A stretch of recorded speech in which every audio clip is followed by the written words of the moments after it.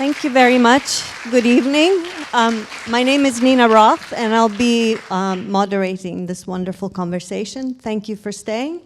I'm very proud to be joined by Steven McRae, who is the Étoile de Ballet, and also the subject of this documentary, as well as the filmmaker of this wonderful film, Stéphane Carrel. Welcome both to the stage. I'm very emotional. It's the second time I watch this film. It hits me every time. I wanted to know how you became involved with each other, who went to whom, and how did this project come about? I went to Steven. The first time I've heard about Steven McRae, I was doing a documentary about Paul Smith, the English designer. Of course. And Paul was doing a photo shoot with all the principal dancers of the Royal Ballet. And there was Steven McRae. And Paul told me the story of Steven coming from Australia and his passion for racing and all these kind of things. And I said to myself, yeah, maybe that could be a good thing. It could be interesting to make a portrait of Steven. So I started to get in touch with him. But I think there was something missing because I didn't want just to make a portrait of a dancer. I wanted something more. And when the injury happened, I thought it was the good moment to make the film. So I contacted Steven, asking him if he was okay to talk about it and to do a film about this big subject, talking about injury in the dance world. And he said yes. So one of the big taboos of the dance world is to talk about what's wrong with your body. And here you are, completely vulnerable to all of us and to the world with your injury. How was it when you were approached to talk about this and to be featured in this film? Did you ever feel like it would be a problem? I think as dancers, we are so protective. The idea of a camera, especially a video, is a nightmare because as a performer on stage, of course you are not in control of every aspect, but in terms of what you see as an audience on stage, we're controlling what you see, where I'm angled, what I make you feel. But when somebody else has a camera, it's what they see. You lose all control over what you're conveying, what you want to say. But Paul Smith, the fashion designer, as far as I know, is a very private person. You only ever read about his designs and his passion for what he does. So knowing that he allowed Stéphane into his life to make a film about him instantly gives you the confidence that this person knows what he's doing, but will also do it in a very sensitive way. So to embark on a phase of my life that obviously I don't wish it upon anybody, it gave me full confidence that somebody was going to do it in the most humane way possible. And Stéphane, you're also the cinematographer on this project. So was there ever any other option, or was this the only way to go so that you could have full access? Oh, it was the only way to go because I'm working like this. And I love filming, so I'm working like this. And especially for this film, I think it was very important to work like this because I was alone all the time. I had some sound engineer with me, but it was really rare, and it was the best way to do this film because I really wanted to be like very intimate with Steven, to share everything with him. So I really wanted the audience to feel his pain, to feel his joy, to feel everything, to feel what's happened in his mind and all these kind of things. And this was the only way to make this film like this, yeah. When you see all that footage, it's as real as it can possibly be. Yeah. And you can't do that if you have an entire film crew in your house with 3 young children. That's not possible. The children are just going to be staring at everybody or playing with a microphone. So because Stéphane is literally a walking one-man band who filmed it, wrote it, did everything, it enabled the most natural, relaxed environment to be created. So again, as dancers, particularly at the Royal Ballet, we're now used to having a lot of cameras and films around, but it's naturally very intimidating. So people are never natural. But Stéphane has this ability to somehow blend in with the wall that dancers actually said we completely forgot that he was filming, which is the dream, because then you really are seeing authentic scenes there. You know, virtually every single thing that you see there, there's nothing staged. There was no, oh, can we rehearse this and do it? What you see is what happened. There's no artificial, you know, he even had to come to our house at 6 in the morning so that he could feel me wake up. I mean, when it's not an act, this is real footage, and you only get that in the style of filming that Stéphane does. It's wonderful because it adds this intimacy. We feel like there's no camera between you and us. We just feel like we're getting you all the way. And I didn't want also to interfere. Sometimes I was interfering, asking Steven just one question, but there's a lot of moment in the dressing room that I really love, because when we went in the dressing room after a big rehearsal or something, I put the camera on the tripod, and I was just filming what's happening now. And sometimes I was asking just a question, or sometimes I didn't say anything. Sometimes it was like 20 minutes. Yeah, exactly. Silence, 20 minutes. And but for me, all those moments are very important in the film, and I really wanted to make it like this. At the beginning, I was thinking of maybe making a big interview at the end, and maybe try to build the film around this big interview. But when I started filming, I suddenly realized that it was not the way I need to go. Every time we were in the dressing room, if I wanted to ask him a question, I asked the question or not, but it was like this, yeah. I think what's great also is that a lot of documentaries use talking heads and captions as to who the person is, but you've built this really like a feature narrative. Exactly. And it reads like we're watching a film.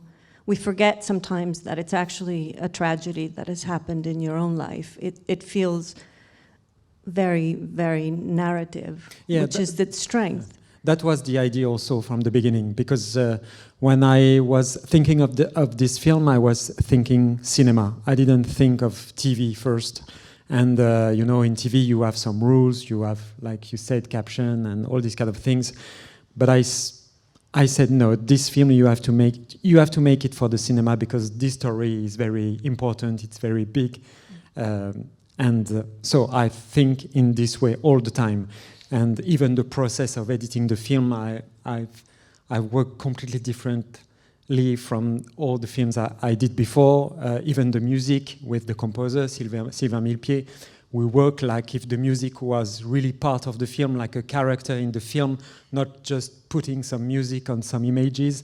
We create just a note, and the note is from the beginning till the end of the film, because I really wanted to feel like we are on attention from the beginning till the end of the film. And all those elements were very important for me, and I really wanted to create a piece of art, because it's about dance, it's about Steven, and all the story was very important. So I really wanted to make it like this. Yeah. I do want to open up to the audience. So think if you have a question, and make sure you raise your arm really high, because with the lights we can't see you. But I wanted to ask how long you were filming this film, and how long it took then.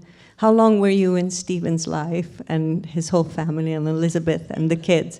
And then how long did it take to actually edit all that footage down? We spent 1 year and 2 or 3 months, filming. And editing, I think it was 14 or 15 weeks. Yeah, I think. So it's fairly quick for this kind of documentary. Yeah. That's really great. Yeah, but everything was very precise since the beginning, because I was writing every day. I was shooting. I was writing at the end of the shooting. So I knew exactly where I wanted to go, even if we have a lot of discussion in the editing room with my editor, with my producers. Of course, we have to discuss every time. But I knew where I really wanted to go. So it was not very easy, but it was easy in a way, yeah. Are there any questions in the audience? There should be a microphone, and raise your hand. I see a white T-shirt in the middle there. Sorry. Hello, can you hear me? Yeah. Sorry. Oh no, I see the sparkly dress at the end. Fantastic. Thank you. Is it working? Oh, yes.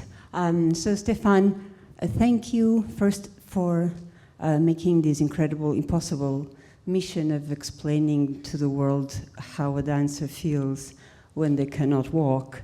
I've never seen this before, so thank you for that. And Steven, there are about 1 million people that wake up every day, no matter what is going on in their lives, because of Steven McRae. And so this is really a gift that you are giving to the planet by being yourself. And this is true outside, way, way, way outside of dance. The inspiration passes through. And I do see that you might not know where you're going, but you are doing something that no one has ever done, which is to redefine what is a dancer, what is a ballet dancer. And so, of course, it might feel uncertain, but we are all following you around, along, and waiting to see what happens, because no one has done what you're doing right now. And I'm sure you're going to reach and do something truly new and redefine what the profession is. Thank you from the whole planet, I believe.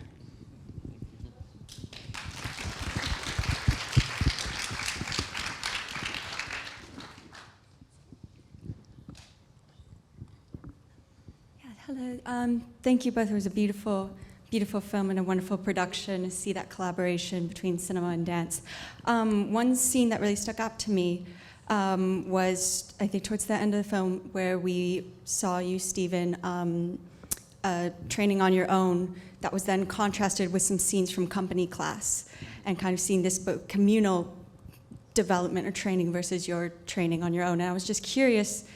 I kind of wanted to hear more about that kind of, while you were going through this process, what's that experience? You talk about your experience as an older dancer, as a dancer with a family, a dancer who's going through very traumatic injury on their own. How did that communal or core aspect of ballet play into it? Was it a very isolating experience, or is it one that maybe brought you closer to the company? How did that play out in the context of your injury? Yeah, it's a brilliant question. And I think Stéphane captures it perfectly, that it's actually incredibly isolating. But that's not even just the injury process. Anybody who does a principal role immediately feels isolated. It's a different pressure, it's a different expectation. For me personally, going through the injury, as I mentioned in the film, it's humiliating, because your body's still not able to do what you know you're capable of doing. Everyone else has these incredibly unrealistic expectations of what you should be able to do, and the reality is you're nowhere near that yet. So the very thought of doing a class with the entire company, that was terrifying to me. That I think I managed in that whole season, I think I went in twice. Out of a whole year, I didn't have the confidence to feel that exposed. The reality is every dancer is so on their own mission that no one was looking at me anyway. We all spend so much energy worrying about what everyone thinks about all of us every single day walking down the street. No one's looking, especially in London.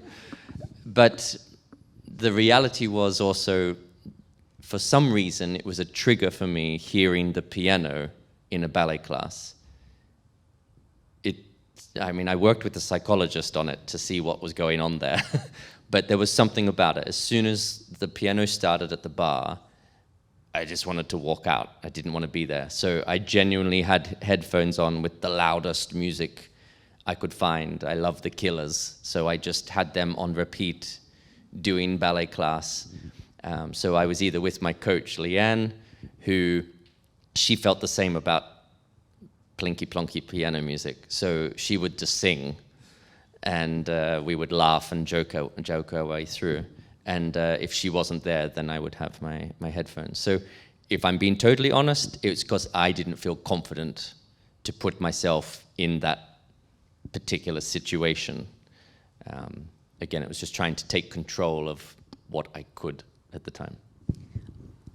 Everything that you've gone through medically and sports medicine-wise and your Pilates is sort of shown, of course, in a very short period of time. But what did you have to go through to sort of adjust your mental health? Because I imagine that moment when you felt that snap was the most terrifying moment of your life. Yeah, so I've always worked with a sports psychologist. In the Royal Ballet, we have one particular lady who has been there the 20 years I've been in the company, and she works with the British and Norwegian Olympic teams. So she's used to dealing with these people that are, they've got the one shot in 4 years and it doesn't work. Oops. Hello? There we go. So she has always given us useful tools to navigate those pressured situations. The reality was with the injury, when it snapped, I unfortunately was on the floor screaming, which some of the audience could still hear because the curtain's not soundproof. But we have a loudspeaker system in the theatre that obviously makes announcements through the theatre, and you hear the orchestra playing, but obviously the orchestra stopped, and the whole company in their dressing rooms could just hear me screaming. As a dancer, that's terrifying because it could happen to any of them. So they all experienced their own individual traumas that evening as well. So it meant that when I went back into the building, I was not only dealing with my own, feeling sick about being in that environment again, but I was being confronted on a daily basis with the 100 dancers in the company that were putting their trauma onto me. So I had to navigate that with the sports psychologist. I had to learn this trick, which is useful, just to be a politician and have 3 answers. So every person that came to me, "Oh, how are you?" I'm well, thank you. I'm excited to be back. Let's go. I just became like this walking, talking robot. But it was a defense mechanism. It was a way of preserving my energy. Because, of course, if you give your energy to every single person you interact with on that first day, you're exhausted. So the mental side of it, if I'm truthfully honest, was more difficult than the physical. Do the injuries ever make you wonder, should I do something else? I know this is an awful question to ask, but have you ever thought that? Because you've had an injury when you were 22 as well, right? And then how do you keep going? I mean, to be honest, the other professions I wanted to do was an astronaut, so the chances of hurting yourself are far higher, or a motorsport driver like my father. So the chances are my injuries would have been far worse in both of those professions. So there's no point really walking away from this one. Without joking, the reality is I'm not from the world of privilege. My wife is definitely not from the world of privilege. The reality was I couldn't walk away. If my children want to eat dinner, I was going back on stage. That sounds vulgar to talk that way, but that's the reality. No, it sounds beautiful, actually. Thank you. Are there any other questions? Yes, there is one right there. Oh, she's walking away from you. She'll be there. Okay. Sorry, 2 quick questions, if I may. First of all, it's a great film. Thank you so much. And Steven, we actually saw you on stage in May 22 on Rhapsody, and you were amazing then. How much time elapsed between your injury and that point? That's the first question. And second question, when you wanted to go back on stage, how was the company supporting you? Were they really supporting you in getting back on stage, or did you feel that others were looking at the spot you had and wanted to push you out? So the first part with Rhapsody, what you see there that's my first season back after the Achilles. So it was only the third ballet that I was tackling. So I still didn't have full function of my ankle or foot doing that ballet. And if I'm truthful, I was terrified. Watching the footage there, I was so scared. But what gave me the confidence was in the studio building up to it, which is what you see. I had that one particular day, which is captured on there, where I sit on the chair and say, I forgot about my Achilles for a moment. And because I experienced that, I was able to then say, it's okay, let's do this. We can go on the stage, But the performances I did of it, I'll be honest, I was so scared, every single one.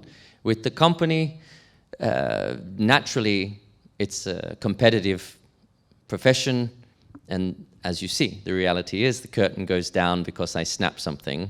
20 minutes later, the curtain goes back up. Somebody else is already in your shoes. With my director, Kevin O'Hare, I never once felt he was looking, going, come on. Like, time's ticking. That's not his nature, and I don't think... to me, that's how a good leader leads. He never once put unrealistic pressures on me. If anything, the opposite, was asking me to take as long as possible. I understand each ballet company has different pressures, and it's not as easy to keep a dancer off stage for so long, but if we really want to look after artists properly, then that's how every single arts organization should behave. Do you think that art and artists help heal the world around them? I mean, here we are watching a documentary about you being healed, but you also say that you want to touch at least one person in the audience and for that person to walk away with a special feeling. And do you think that art does that? It sort of inspires us to be better, to dance out of a theater, to dance out of a film? What's the point of life without art? It's literally around us. You walk outside, you see a tree. That's art. The sky. Seriously, what's the point? There is absolutely no point without it, which is just ludicrous that our governments just continue to strip it away from us. But the reality is... maybe the government... You are censored. The reality is, art literally transformed my life from a young age.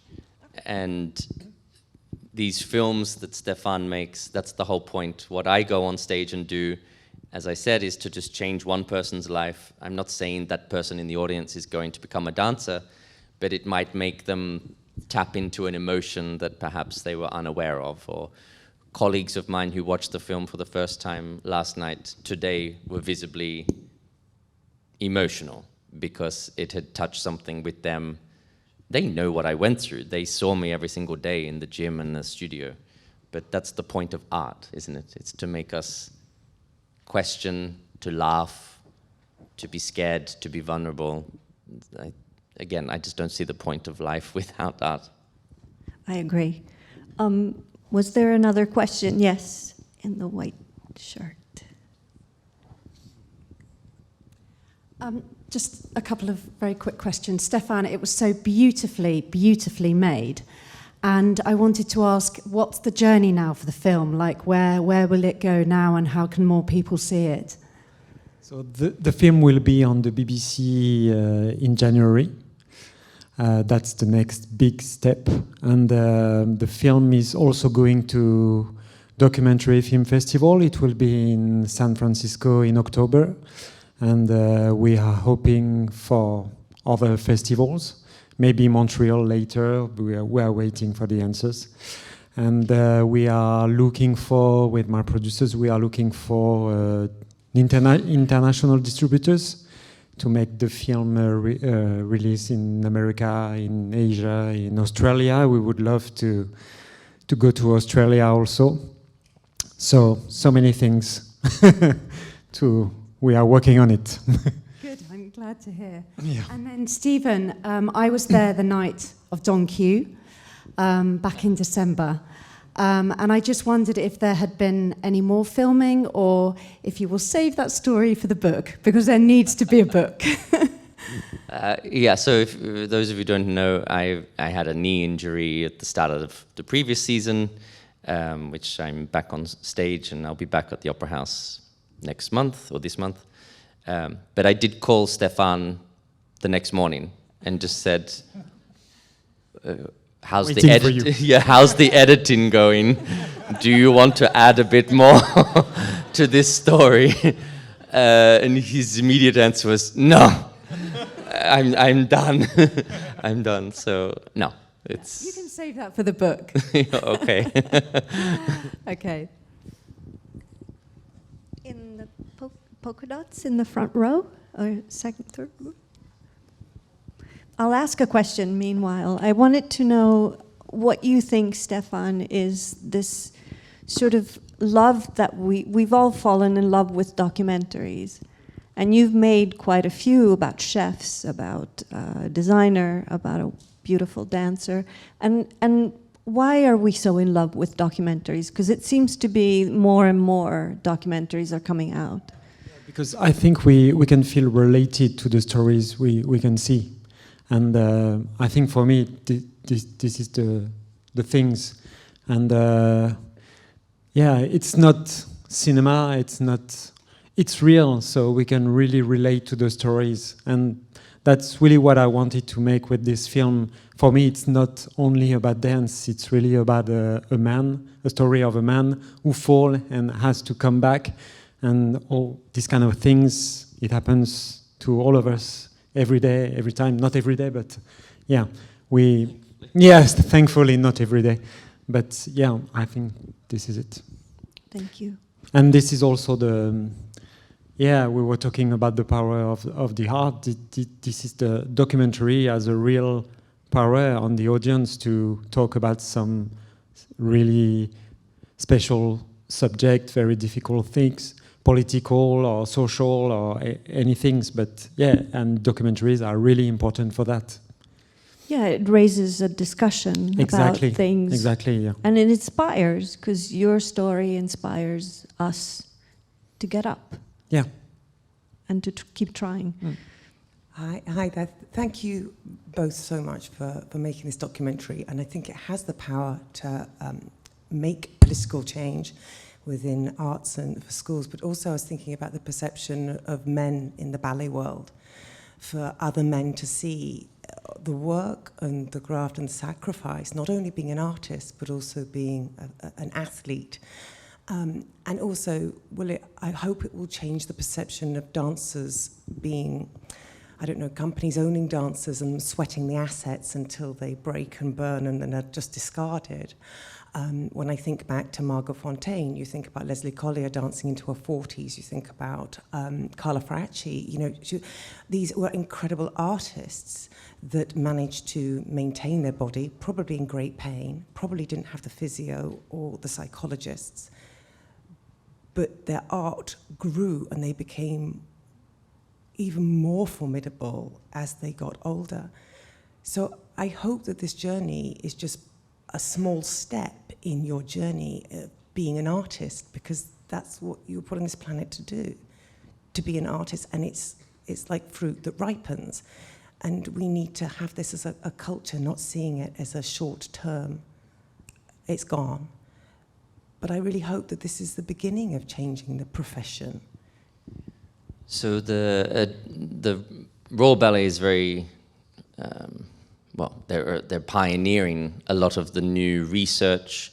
The Australian Ballet has had a medical team for quite a while, and the Royal Ballet very much now at the forefront and wanting to expand. We need to triple the size of our medical team now, not because there are more injuries, but there's more understanding and there's an appreciation now that sports science is not seen as the enemy.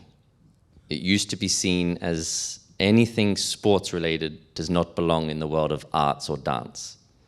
But that's why I say that comment that we're artists who have to behave like athletes. Sports science for the world of dance is there to help prolong careers, enable that artistry that you're talking about that only comes with age. You can't teach a 20-year-old the artistry that a 40-year-old has developed over all those years of being on stage, the injuries, the battles, parenthood, whatever it is that has come along their way. But the advances of sports science, working with the world's greatest surgeons who actually understand dance now, will enable the next generations to genuinely have the length of career that they want to have, not because their body has said enough. And that was another question I had with regards to the demands of the choreography now from previous generations. And I see the range with which you perform and the opportunities young dancers have, which maybe they didn't 30 years ago. And I just hope that this is opening up of a conversation. And I'm really delighted that the Royal Ballet is pioneering and leading. I think that's fabulous. Yeah, at one point, before all my injuries started, I was rehearsing 9 different productions at the same time. 9 different ballets, different partners, all different choreographers. This is a limit to what your body can physically take. It was noted when I became very ill, and it was Kevin who then enforced a bit of a rule that, for example, if you don't go to the ballet, we don't just always do a full-length story. Sometimes we do an evening of work, so maybe there's 3 short ballets. But a lot of the time, there's always a principal role. I would, as long as with other dancers as well, be cast in all 3 ballets, as well as the full lengths, so that you can see easily how you'd be doing 9 different things at the same time. And it was actually Kevin who then said, okay, we need to make a rule now that you can never be in all 3. If you're in 2, we try and do it that you don't do the same, like on the same evening. So he's always been wanting to do that. I love Kevin. I think he's a dream. I was thinking of like companies generally, as in a worldwide. Yeah, the Royal Ballet has obviously been a pioneering company in terms of repertoire, what choreographers become the choreographers people want to work with, and they now have the opportunity to be pioneering this new way of working. What happens at the top filters through. We know that in every industry. And they really have an amazing and beautiful platform now to really have a global impact. The reality is funding. Not every company can, of course, have a medical team like this. But the Royal Ballet can definitely be a global hub that can spread and share and help support other companies. We have time for 1, maybe 2 questions. So I have one there in the white shirt and then one here in the front row. Thank you very much. Well, thank you, Steve, for sharing your story with us, and especially a very vulnerable phase of your career with us.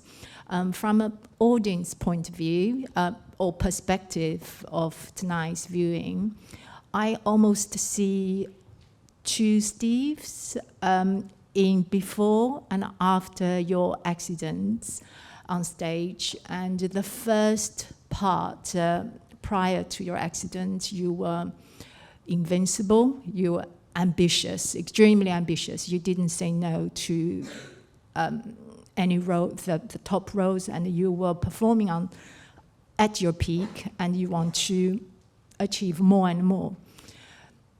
the second part of, obviously after the accident and surgery and towards the end of your rehab, I almost see Steve a much stronger Steve. Physically, you become fitter, bulkier, as you said, and very wise as well. So you would pause if was not right for you physically, and you would almost outsmart the shadow of the injury. Kept coming to you, whispering to you, for example. So what was your drive, before? Is there any very difference, the drive from very ambitious, invincible part to a more measured, but very stronger, much stronger, at the same time accepting that I'm going to work with this continuously? What was your innate drive? What was the actual kind of strength in you now? Did you steal my notes from my psychologist? It sounds like you've written. It's amazing what you picked up. It's really clever. I thought if I probably got it wrong. No, please it's correct very me. Good. I think the difference is obviously the ambition. You don't leave your family on the other side of the world, age 17, go through all of that, climb the ranks, fight to constantly prove yourself and get the opportunities. You don't give up on that very quickly. When you've sacrificed so much, whether it's I've left my family, I can count on two hands the amount of times my parents have ever seen me perform professionally. Ever. That's horrible. Then you start to have your own family, and then the injuries start to cause sacrifices to them.